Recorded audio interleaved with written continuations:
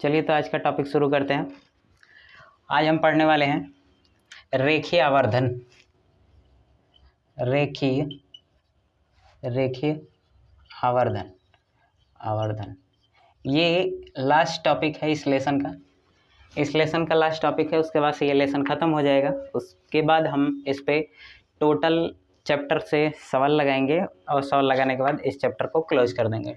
ठीक है, तो देखते हैं रेखीय आवर्धन क्या होता है। तो रेखीय आवर्धन का मतलब ये होता है कि इसमें ये तुलनात्मक चीज़ है।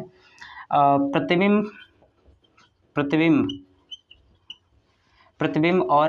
और वस्तु की तुलना की जाएगी। प्रतिबिंब और वस्तु की तुलना की जाएगी।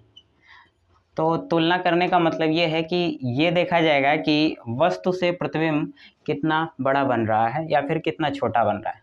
तो अगर जब भी गुना शब्द आ जाए, जैसे 10 गुना, 20 गुना, आधा, 1/3, ठीक है, तो इस तरीके का अगर शब्द आ रहा है तो वो किससे रिलेटेड है? वो आवर्धन से रिलेटेड है। ठीक है, रेखीय आवर्धन से रिलेटेड है। ठीक है, तो देखते हैं रेखीय आवर्धन क्या होता है। तो रेखीय आवर्धन की अगर परिभाषा लिखी जाए तो प्रतिबिंब की लंबाई और वस्तु की लंबाई के अनुपात को रेखीय आवर्धन कहते हैं। तो प्रतिबिंब की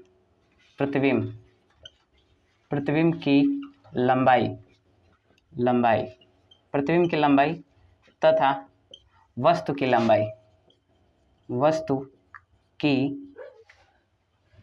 वस्तु की लंबाई के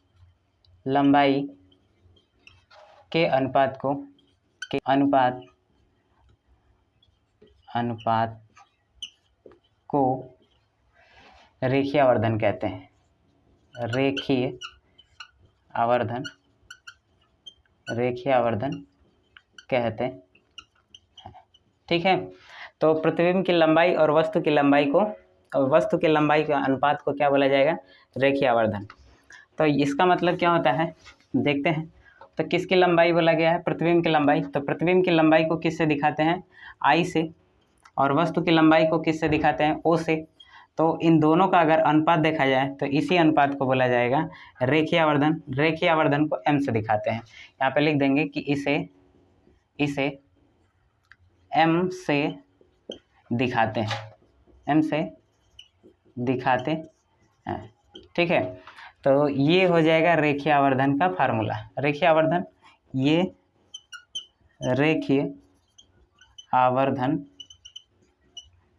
आवर्धन बराबर प्रतिबिंब की लंबाई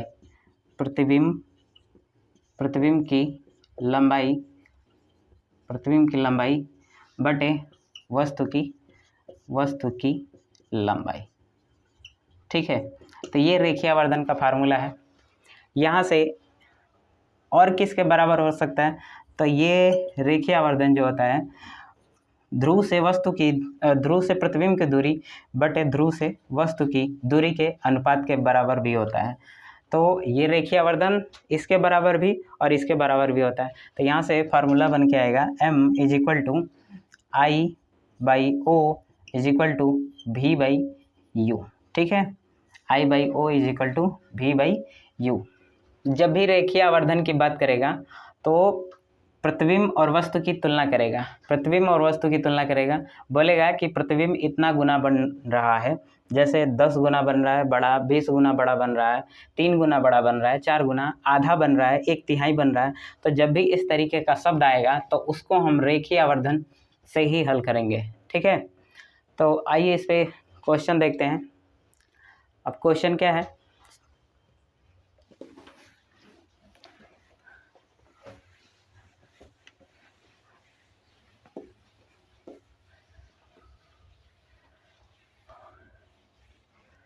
क्वेश्चन देखते हैं इस पे। तो यदि ये क्वेश्चन है, यदि किसी दर्पण की वक्रता त्रिज्या यदि किसी दर्पण की वक्रता त्रिज्या 30 सेंटीमीटर है तो फोकस फोकस दूरी ज्ञात कीजिए। क्या बोल रहा है कि यदि किसी दर्पण की वक्रता त्रिज्या 30 सेंटीमीटर है तो फोकस दूरी ज्ञात करना है। तो इसमें दिया क्या है, तो दिया है, क्या दिया है, वक्रता त्रिज्या है। तो वक्रता त्रिज्या कितना दिया है, वक्रता त्रिज्या, इसको हम किससे दिखाते हैं, आर से दिखाते हैं। इसकी वैल्यू कितना दिया है, इसकी वैल्यू दिया है 30 सेंटीमीटर। ठीक है, अब क्या पूछ रहा है, फोकस दूरी पूछ रहा है। तो फोकस दूरी F is equal to question mark. ठीक है, तो इसका फार्मूला क्या होता है, F इजिकल टू R/2, ये फार्मूला होता है इसका। ठीक है, अब मान रख देते हैं।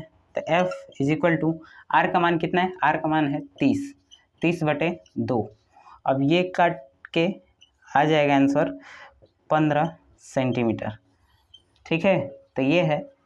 अगर पूछा जाए कि ये कौन सा दर्पण है, अगर पूछा जाए कि कौन सा दर्पण है, उत्तल दर्पण है या फिर अवतल दर्पण है, तो यहाँ पर देखा जाए तो ये पॉजिटिव वैल्यू आ रही है। तो पॉजिटिव वैल्यू, अगर फोकस दूरी देखा जाए और धनात्मक है तो ये कौन सा दर्पण होगा, तो ये होगा उत्तल दर्पण, क्योंकि उत्तल दर्पण की फोकस दूरी धनात्मक होती है। ठीक है, अब अगला क्वेश्चन लेके सॉल्व करते हैं।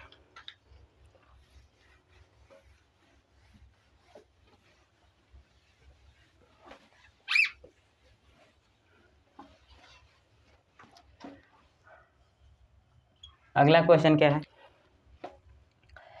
10 सेंटीमीटर फोकस दूरी वाले अवतल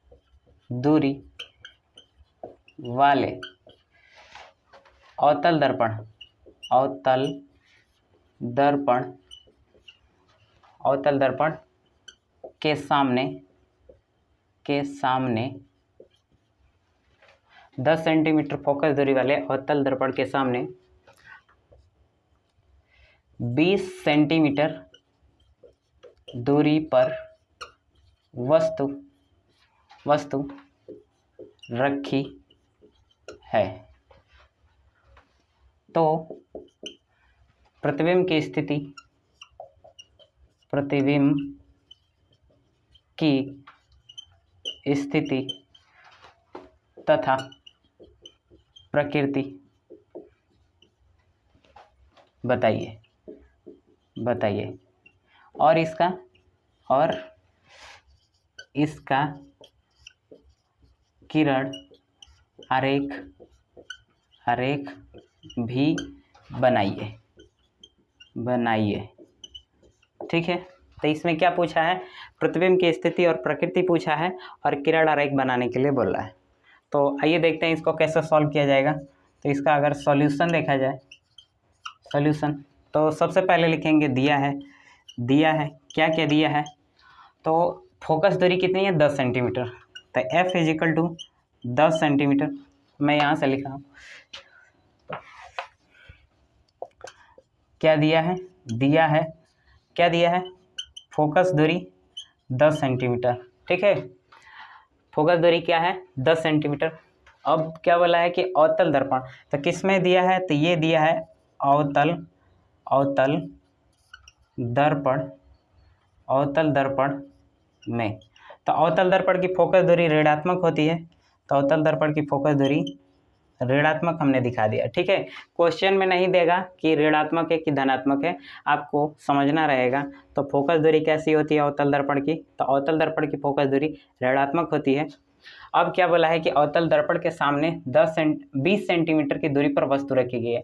ये क्या है, वस्तु रखी गई है दर्पण के सामने 20 सेंटीमीटर दूरी पर। तो अगर ध्रुव से वस्तु की दूरी देखी जाए तो इसको हम U से दिखाते हैं, और U हमारा हमेशा नेगेटिव होता है। तो U की वैल्यू कितनी है, 20 सेंटीमीटर।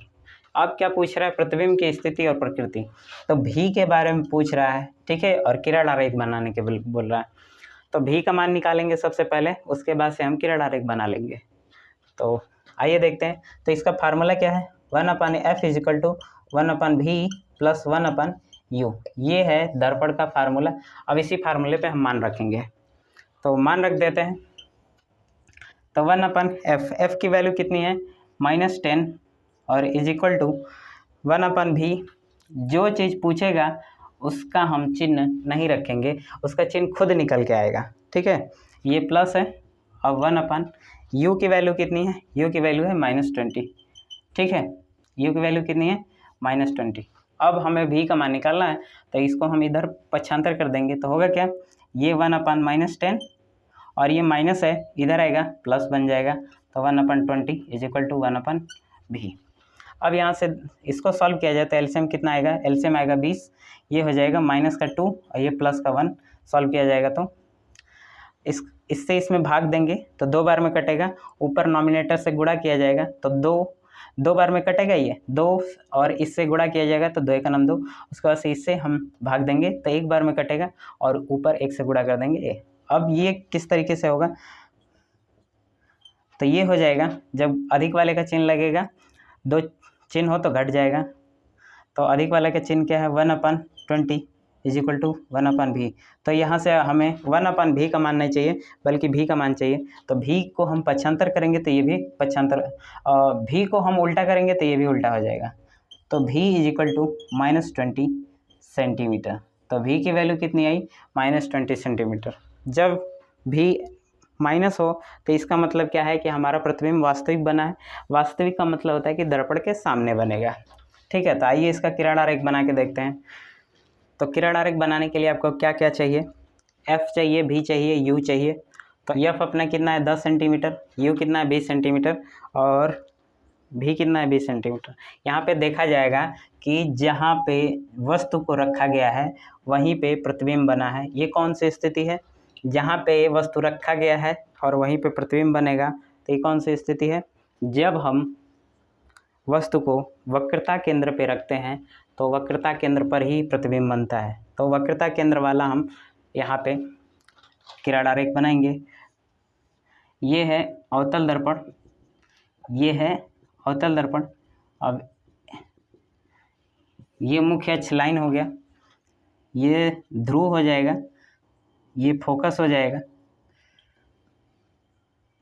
ये वक्रता केंद्र हो जाएगा। हमने वस्तु को कहाँ पे रखना है 20 सेंटीमीटर की दूरी पर, तो 20 सेंटीमीटर, फोकस दूरी कितनी है 10 सेंटीमीटर, तो ठीक फोकस दूरी के दोगुना है, तो भी फोकस दूरी के दोगुना है, तो फोकस दूरी के दोगुना भी है। तो इसका मतलब ये है कि हम वस्तु को कहाँ पे रखेंगे, वक्रता केंद्र पर। ठीक है, वक्रता केंद्र पर इसलिए रखेंगे कि यहाँ से आप देख सकते हैं कि फोकस दूरी कितनी है, फोकस दूरी है 10 सेंटीमीटर, तो वक्रता केंद्र का अगर मान निकाला जाए, r का मान निकाला जाए तो 2f हो जाएगा। तो r बराबर क्या होता है 2 × 10 तो = 20 सेंटीमीटर, 20 सेंटीमीटर आ रहा है। तो r की वैल्यू कितनी है 20 सेंटीमीटर और यहाँ पे v की वैल्यू देखी जाए 20 सेंटीमीटर। इसका मतलब ये है कि ये वस्तु वक्रता केंद्र पर ही रखा गया है। ठीक है, इसका मतलब क्या है कि वक्रता केंद्र पर ही वस्तु को रखा गया है। अब हम बनाते हैं इसका प्रतिबिंब, तो वस्तु को कहाँ रखेंगे, वक्रता केंद्र पर।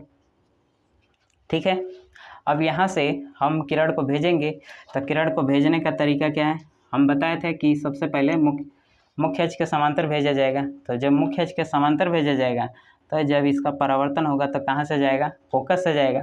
अब हम भेजेंगे फोकस से, तो जैसे ही फोकस से भेजेंगे तो इसका परावर्तन होगा, परावर्तन होने के बाद वस्तु मुख्य अक्ष के समांतर जाएगी। जहाँ पे कटान बिंदु होगा वहीं पे क्या बनेगा, प्रतिबिंब बनेगा। अब मुख्य अक्ष से हम मिला देंगे उस लाइन को, तो ये हो जाएगा, ये प्रतिबिंब बन गया। ठीक है, तो आप देख सकते हैं कि वस्तु 20 सेंटीमीटर की दूरी पर रखी गई है, प्रतिबिंब भी 20 सेंटीमीटर की दूरी पर बना है और वक्रता त्रिज्या का भी मान 20 सेंटीमीटर आया है।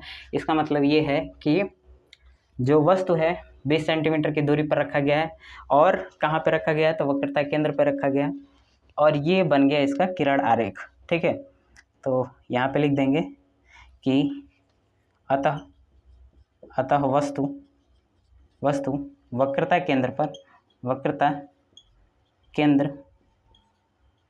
पर स्थित है, तो उसका प्रतिबिंब भी वक्रता केंद्र पर ही बनेगा। ठीक है, तो ये रहा इसका किरण आरेख।